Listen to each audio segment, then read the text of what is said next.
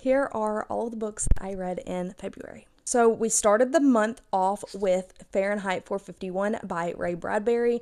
Most people know what this is about, but it does follow our main character who is a firefighter, and their whole life's job is not to fight fires, but to burn houses and books. And he starts to kind of question this, and he starts to hide these books that are supposed to be burned, and it follows his journey through that.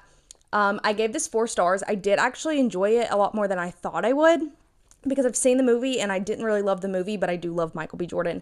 But I do think if you've seen the movie and not read the book, you definitely should pick the book up because I think it is better. Next up, I read The Handmaid's Tale by Margaret Atwood, and this book was so good. I gave it 5 stars.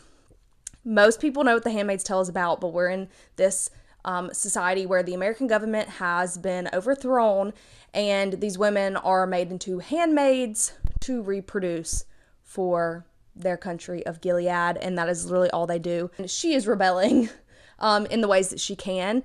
The very ending of this book was very interesting. I give it 5 stars, and I'm debating whether or not I want to read the Testaments, because some people said it wasn't that great, but also I just want to know. This was a really good read. Then I read the book that I actually cannot find my copy of, and it is Lord of the Flies. You probably know, I read this in 9th grade, so this was a reread for me. This follows a group of boys from England who get stranded on an island and try to govern themselves, and they basically fall into chaos. Still mad about Piggy, if you know, you know. Like, I read this in 9th grade, and I'm still as angry as I was in 9th grade. So yeah, I still loved this book over 10 years later.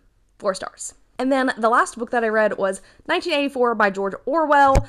This follows our main character, Winston, who lives in a totalitarian society. They have telescreens that watch you and listen to you. And he starts to have thought crime, which, like, they're not even supposed to think rebellious thoughts about the party.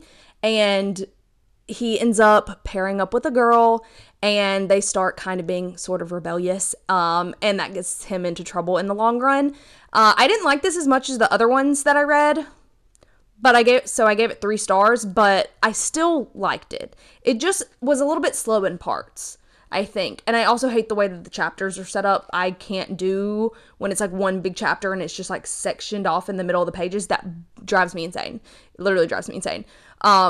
The ending of this book, like, I'm really mad about it. I understand. Okay, get it? I understand why it had to end that way. I just hate that it did.